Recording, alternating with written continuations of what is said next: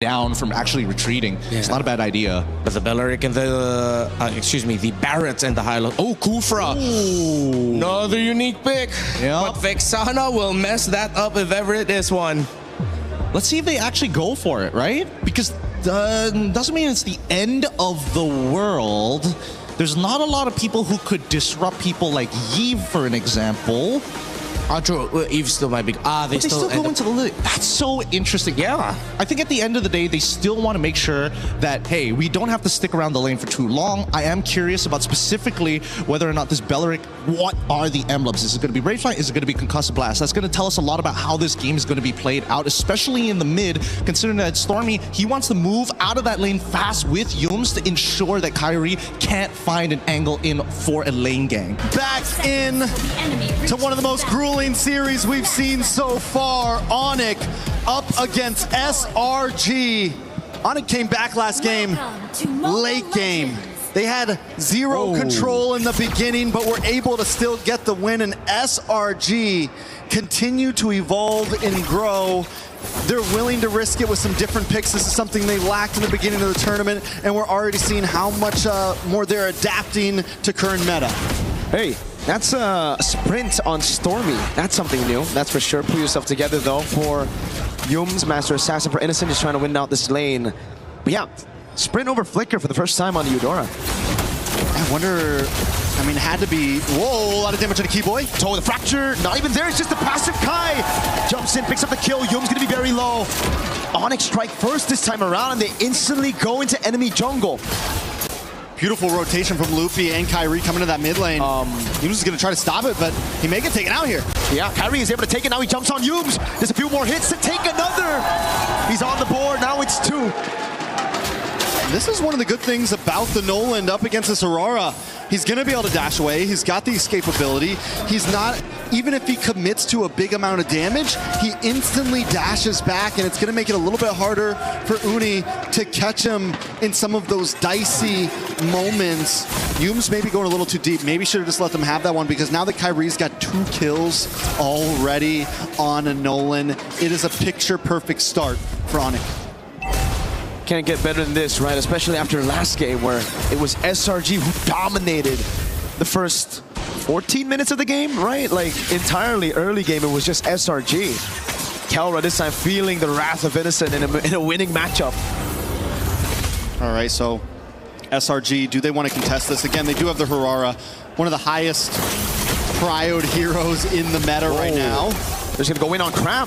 He's gonna get bursted down. Sans picks him up. Lookp's able to walk Yums down. Keyboy doing the same thing now, over to the purple buff. Uni still just level 3. It's like deja vu to game 1, but it's reversed. It's ONIC with the control. 2 kills at the start. Neutral objective without even using the retribution. Uni using the retribution on his own purple, just like Kyrie was doing last game.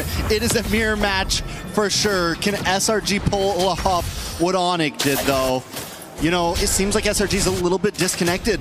Yums first goes in by himself to his own death. This time Cram maybe goes a little bit too deep while Uni's still looking for his purple. The full commit's not there, and 1 or 2 of them are going in and getting caught off. And I think they have to realize that maybe it's not the time, or if we are going to commit, everyone has to be together. Slow for ONIC after this lead, just taking a purple buff, and only now really making that aggressive move. Double immobilization onto Lutpi, but he doesn't care. Keyboy got a position. Flicker after the Triad. Connects on Innocent. He wasn't expecting it. Now an all-in on Yums. Under tier 2. A Flicker burnt out already. And Uni has to just watch as it happens. They didn't even want the orange buff. Nope. We're not even going for this orange buff. We're going to lay a trap. We're going to get another kill. We're going to put Kyrie at 3-0-1 and Sans at 1-0-2. Let's get these damage dealers rolling. At this point, Uni's just sitting back and watching. He's trying to farm his own jungle. He's trying, I mean, everyone's just trying not to die at this point, let alone catch a lead. That was one of SRG's fallback plans, right? It's Innocent. If you lose an early game, you can just play around Innocent. The rest of the composition, though, is made for early to mid. Sans has to use the black shoes there. Good move by Cram with the rotation, catching him off guard. But now it's going to take a little bit more to get that plan B sorted out. They're going to have to constantly rotate with Innocent now. Yeah, look at them literally hovering around him right now. Stormy and Yumes keeping him safe, but possible play in the mid. ONIC going to be pushing SRG back. I don't know if this is a turtle they want to fight for. 2-level advantage on the Retribution for Kairi. Golem against Reset. Uni still able to secure it. Now looking for level 7. Kai on the purple buff though. This should set him very close to level 9. I'm going to be honest, I don't even know if Cram should be down here at this point. Is this really a fight that they want to take? Innocent, slightly behind, nothing too crazy. Does hit level 7. Oh. Taking a lot of damage. That's why they went for the Lilia, man. Baraz is just going to get shredded down. Has to flicker out. He has the consecration still. Free retry now as Yumes is able to find the Tyrant Rage on Keyboy, but he doesn't care as Kelra pops into Zaman Force. Lutpi with the consecration gets away. That is nothing to Lutpi. And this is what I mean, right? They spend so much time on that turtle. They maybe could have got a push on top tier 3. They maybe could have, you know, if Cram would have stayed up there, if someone else would have gone up there, they could have rotated elsewhere and at least made play up on the map. But instead, they spend so much energy on a turtle they never had a chance to get. So now it's the build back up for SRG. They send Innocent to the other side of the map, trying to get him farm. It's all they can do right now. And Uni, like you said, they went in for the skirmish earlier. And against a Nolan, if you lose out there, Nolan's going to be able to rotate around the map much faster than you. So what that means is he's going to take your green camps away. That's why we see such a big lead. 3 whole levels for Kairi on the Nolan. And again, he goes bot. When the purple buff is up, he knows where Uni is. He's constantly stealing these camps away. And it's going to get really tough for SRG because they have to feed 2. Uni and Innocent. Yeah. It's a lot of mouths to feed when everything's being taken from you. ONIC already at a 4,000 gold lead. A lot of damage on a Loopy though. They're going to go under the tower. Yep. Again with the black shoes, just reacting to the Tyrant's Rage. The taunt lands on Yumes, and that's the damage of the Glooms. Kelra picking up a turret for free as ONIC zone SRG away from that tier. Oh god, is Kai even waiting in these bushes? Again, no chance, no space for Innocent to farm. I mean, look at the bush. It's been the same for Uni too. He's barely able to move around. Early on, getting pushed in on multiple jungle points, and Keyboy's been loving just hanging out in these bushes, waiting for the next target to come along. He is the bush. He is the bush. Keybush. He's a tree. Conceal from Keyboy. Look at the play again. Big chomp down now. He goes in the flicker as well, but it's only Keyboy's son. First crab down. They're able to get Keyboy, but now it's going to be Kelra with the Zaman Force, popping him down. That's Uni in the back, going for the kill, finding one in the trade as Kai walks up, and Uni finally a bit of retaliation. Jumps on again, the Purify out, but now he's going to be on cooldown as Lutpi looks for the chase and finds the kill onto Uni. I don't know if taking the death at the end of that was worth it. Finding Kelra at least is a saving grace.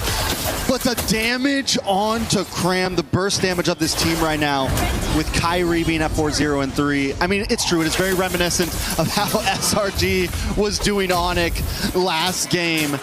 But the problem is, I don't think ONIC's going to give him time to breathe. I don't think Ooh, Innocent in a bad spot. He's going to have to flicker out of this, man. There's no way. He might not even flicker. He might just take it. Keyboy with a flicker in the Rapid Dryad. Innocent fed to Kelra. Again, not given space to farm. Yumes, body block from the rest. They feed another over to Kelra. Sometimes you got to just take it, Mirko. Sometimes you got to just accept your fate. Innocent knows there's no escape there. ONIC moving on to the tier 2. ONIC has never won against Selangor Red Giants. SRG on the defense. Can ONIC pull this off here? After a grueling game 1 of pushing the limits, it just goes to show ONIC's diversity right now. We can play the long haul. We can dominate in the early game. Just give us the chance right now. What can SRG do? Having the carry just makes this all so much harder too. And the fact, we called it out at the beginning, taking a death early on, and now you've got 2 deaths, being unable to farm. It is a long haul. The thing is it feels like it's been 12 or 13 minutes. It feels like they could get to late game in just a few minutes, but we are just breaking 9 minutes. We're talking, it could be another 5 or 6 minutes till Innocent even has a chance of really outputting damage, till Cram can actually hold down the front line. ONIC didn't really have the game in their hands until 18 or 19. That's a long way away. Can SRG do what ONIC did to them in game number 1? Those are the questions that we need to ask right now. With this kind of composition, it's going to be difficult. They don't have the clear. Holy Shield already down, up top again. Now down below, Lutpi ushers those minion waves in to deal with the Holy Shield. Takes a bit of a beating, but it's all for the orange buff to be taken by Kai, who's 5 levels ahead. Use with the rage, but it's going to be responded over by Sons of the Black Shoes. Now as the taunt lands on Cram, and again it's Kelra. Oh, a big chop down thrown again, but he has to purify. Cram low, has to flicker back.